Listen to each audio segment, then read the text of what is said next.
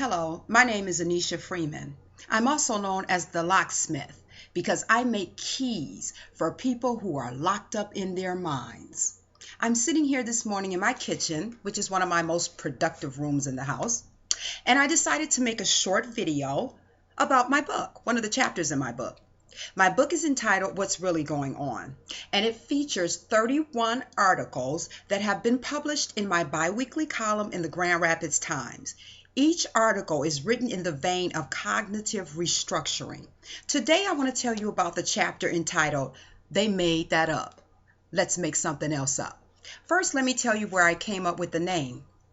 I'm from Detroit. I'm in recovery from drugs and alcohol. I have 13 and a half years clean, and I currently live in Grand Rapids, Michigan. But when I lived in Detroit, I was living a very dysfunctional lifestyle, and I was on the streets quite often. And one of the slang terms that was used frequently was, "You made that up." And what that term implies is that you've made up something, hoping to benefit from what you made up at my expense. I am aware that you're trying to benefit from what you made up at my expense, and I'm not going for it. Okay? So I decided to name my chapter, They Made That Up. Let's make something else up. So everything that exists in society, whether it's a concept, a theory, a rap song, an industry, a perception, someone made it up. Some of the things that exist in society are beneficial. And to those people who've created beneficial concepts and songs and theories and industries and perceptions, we say thank you. Good job. Some of the things that exist in society have been made to appear to be beneficial, but they're actually racist, classist, and sexist. And from a holistic, long-term perspective, they're harmful. There are some things that also exist in society that are overtly destructive. There are some songs, some rap songs that are overtly destructive. There are some concepts, some industries, some perceptions that are destructive. And so whether the things that exist in society are beneficial, whether they have been made to appear beneficial but are not, or whether they are overtly destructive. Someone made those up. Someone created them. People who create and design are called innovators.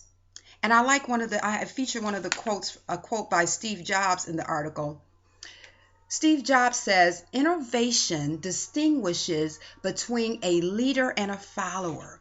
So whether we're talking about the people who've made up something that's beneficial or overtly destructive, we're talking about innovators.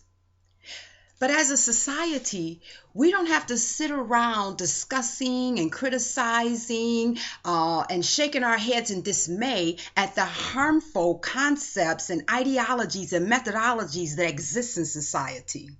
We are not at the mercy of the decisions of the people who have decided that they would like to profit at the expense of the rest of society.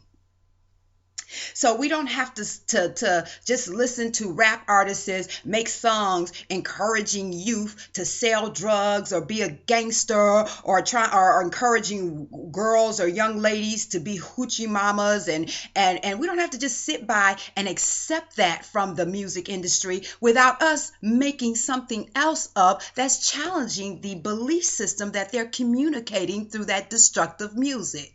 The same goes with anything else that has been created in society that is not actually helping society, but it's helping a small group of people who've decided they wanted to profit at the expense of everyone else. So in my chapter, I talk about that. I talk about the human service industry. I think I talk about that in my book, but I talk about the human service industry. There are some things going on in the human service, some practices that are outdated, and they're not really effective. Some of them have been made to appear beneficial to society, but they're not.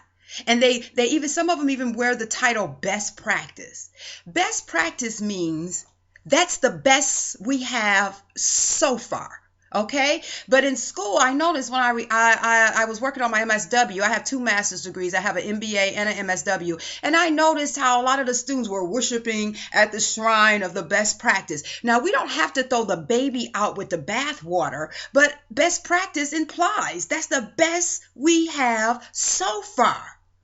But and from what I understand, college is supposed to teach people to think critically. But I was noticing that a lot of my professors didn't like me, not a lot, some. Some of my professors didn't like me. They respected me. I was a straight A student. They respected the quality of my work. But some of my professors didn't like me because I would not just blindly accept what was being taught in the classroom. Because a lot of times they were theorizing about a reality I had lived. It's real easy to theorize about someone else's reality. So even though I listened to the concepts, I listened to the theories, I believe a lot of it was good information. Some of it was like, I was sitting there like, you made that up. Now, I mean, you're talking about something that I actually know is not true because I lived it. You made that up. And so I don't believe that college is supposed to teach people, is supposed to just hammer information into people. It was designed to teach people how to think critically. So what my chapter in my book is challenging people to do is to make something up. If there's something in the medical industry that is not right, that can be improved on, make something else up. If there's something going on in the education field that is not right or that can be improved upon, make something else up. The same goes for the music industry, any industry that exists. If there's something going on that is being made to appear beneficial, but it's not, or if there's some overtly destructive things that are going on, or if there's some beneficial things going on that can be improved upon, make something else up. Whatever is already in place, somebody made it up. And you know why they made it up? Because they feel like they had a right to make it up. This is a esteem issue, a self-esteem issue. I make stuff up. I made up a cognitive restructuring and resocialization program that is producing phenomenal outcomes. I made up a book. I made up a column. I made up an adult program and a youth program. And I'm making up other things. Why? Because I feel like I have a right to.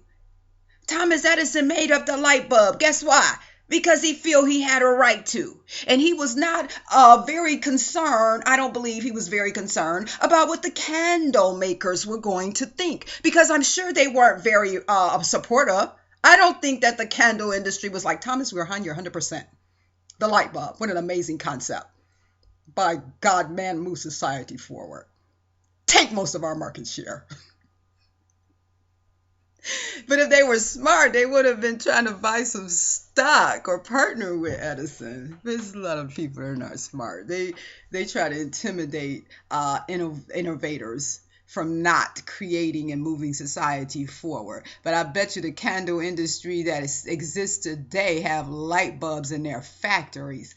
So anyway, that's one of the articles in my book. It's entitled, They Made That Up. Let's Make Something Else Up. This book is available on Amazon in paperback or ebook format. You can also buy it on my website, purchase it from my website. My website is Anneshia.consulting.com. My name is spelled ANNESHIA.